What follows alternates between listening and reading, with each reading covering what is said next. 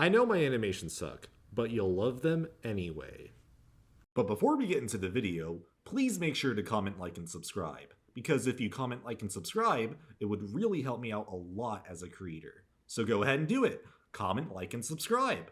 Do it now. So I made another video about going to retro gaming conventions. If you haven't seen it yet, I highly recommend you do so for a better understanding. 2017 was the first year Let's Play Gaming Expo was held at the Irving Convention Center at Las Colinas. And honestly, that was the better move.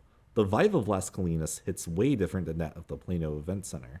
I signed up for another Smash tournament, but this time it was for Project M, which is a modded version of Brawl with Melee's physics. I won my first match by default since my would-have-been first opponent never showed up.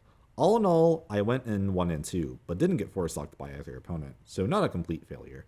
After that, I went to check out the vendors. One of them was selling Skies of Arcadia for GameCube, but as I decided to buy it, someone else already did. I then bought a copy of F-Zero GX, Resident Evil 4, and 2 more Japanese GameCube games, which were Digimon Battle Chronicle and Viewtiful Joe, both of which I played for my gaming channel. At the Free Play Arcade, they had a tabletop track and field, and these 3 people kept competing with each other to see who could get the highest score. Every time I went to play, they would just randomly appear and be like, "Wanna play?" They also had something that has never been back to Let's Play Gaming Expo, and that was Pecco's Pete's, which is a drink stand that has some of the best root beer you can find anywhere. I did get one of their cups, but lost it sometime after the convention. Pecco's Pete's, please come back to Let's Play Gaming Expo, if another one eventually comes, or at the very least, come to Retropalooza if you can. In addition, that was the convention where I first met Leonhardt. When I was about to get a refill for my Pecco's Pete's, there was a flood of people moving to one vendor, and that was where Leonhardt was doing the biggest pack opening where we opened Pokemon cards and showed our pulls. I in fact was in that video. You can find me at about 8:31-ish. And for those of you who were wondering what I got, it was a Murkrow. I also ran into my friend Jackson from Band. He used to play a lot of Smash until he retired sometime after Ultimate released. He would almost always beat me at Smash 4 since he was so engrossed in that game at the time. But for any other version of Smash, it was about 50-50. We were supposed to meet up on the first day, but couldn't find each other. After I posted a selfie of Leonhardt and I on Twitter, he replied, "Oh, I didn't see you, Henry. Will you be back tomorrow?" The following day, I texted him where he was at, and he replied that he was watching the Smash tournament. Once I found him, we played Project M, and that was pretty much it. The Nintendo PlayStation was on display. I don't think we were allowed to play it due to how valuable it is. It was only in Japanese, so looking at it was enough for me. Despite my low haul, I still had a good experience that year. 2018 was actually a 3-day event, but I couldn't go on the first day because I was returning from freshman orientation camp. I met Leonhardt again, and a few famous cosplayers. I also saw Jackson again. I was vlogging, and he somehow noticed me through the camera window. Jackson! Hi, Henry! Hey, how's it going? What's up, man? It's going good. Well, it was nice seeing you again. Yeah, I just looked forward, I saw your video camera, and I saw your face in the back, and I was like, is that Henry? Yeah. We played some Smash 4 as friends, and that was about it. From the vendors, I bought another Japanese GameCube game, and a Japanese copy of Fire Emblem The Blinding Blade, which never saw the light of day in the US. I also bought a Sega Saturn and some Japanese Saturn games, however, no vendor had an action replay card to bypass the region locking. Half of the game surprisingly worked on the North American system without it. I asked the vendor where he sells his stuff, but he was actually a teacher and was making extra money for the summer. Okay, going back to the vendor who sold me the One Piece games from the first convention, I was kind of harsh towards saying that he ripped me off by trying to support himself and his family, and I kind of gave the false impression that only vendors representing game stores were giving good deals when they too can be guilty of ripping people off. In addition, some non-game store vendors could give out good deals too. In addition to vendors, they had an unreleased copy of SimCity on the NES for demo, along with a bunch of homebrews in the free play console arena. Other games they had were Typing of the Dead, which had a long line. I didn't realize it until I went to play, and when it was eventually my turn, I was like, okay, next. They also had Time Crisis 2 set up. I remember playing it using the 2-gun option like I was Neo from The Matrix. Obviously, they did have an option to play it with 1, but using 2 was where it was at. At the free play console arena, they had the infamous Polybius among other games. Then again, I don't think that was the actual one. This version had some weird shapes in the middle with the spaceship moving in a circular motion, and all of these projectiles were flying around. My favorite thing of all that year was this Pong coffee table they had.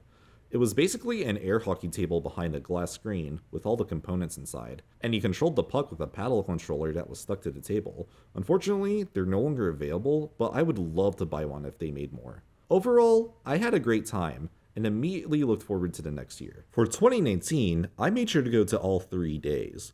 I was planning on doing a full vlog, but security at Las Colinas were being Richards and wouldn't allow filming, even though Let's Play Gaming Expo explicitly stated on their website filming was allowed. Leonhardt was there again, and so was Brian F. Collin, Shermie Lee, the voice actor for Duke Nukem, the kid who played Jimmy from The Wizard, and so many others. There was a vendor that was selling a ton of Japanese games, and not just GameCube and Sega Saturn. They had them for just about any console you can imagine. I bought some more Japanese GameCube games and a Japanese GameCube memory card from them. They did rip me off, but some of the games eventually reached their value to what they were sold for, and they gave me a discount for buying them in bulk. By the way, if you're buying games in bulk from a vendor, they may give you a discount for doing so. Other items I bought were an Action Replay card for my Saturn, the Japanese version of X-Men vs. Street Fighter, a Model 2 Saturn controller, and Dead or Alive 2 for my PS2. For tournaments, they only had one that year, and it was based off of the movie The Wizard, since it was the film's 30th anniversary. I only participated since not enough people signed up.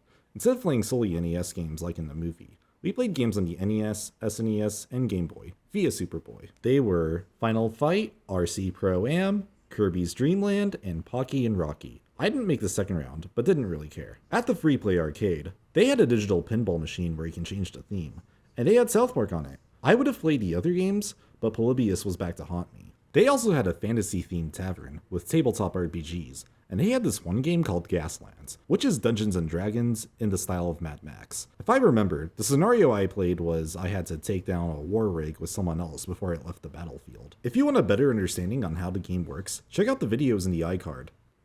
They also had the National Video Game Museum display some of their collection, and this group called the Texas Nerd House displayed a very old Russian computer showcasing Tetris. What made it interesting was having to use a Russian keyboard. They did give instructions on how to play it, but it wasn't enough to make it easier. Despite security being Richards for not letting me vlog, this one was my favorite out of them all. I felt like I got more out of that particular convention than in previous ones. What's sad about 2019 was it would be the last Let's Play Gaming Expo as of this video. There was going to be one in 2020, but needless to say, it was cancelled due to the pandemic. I remember checking their websites and social media pages almost every day afterwards if another convention would happen. But at some point, their website's domain was taken over by a Russian gambling site, and it appears another one won't happen anytime soon.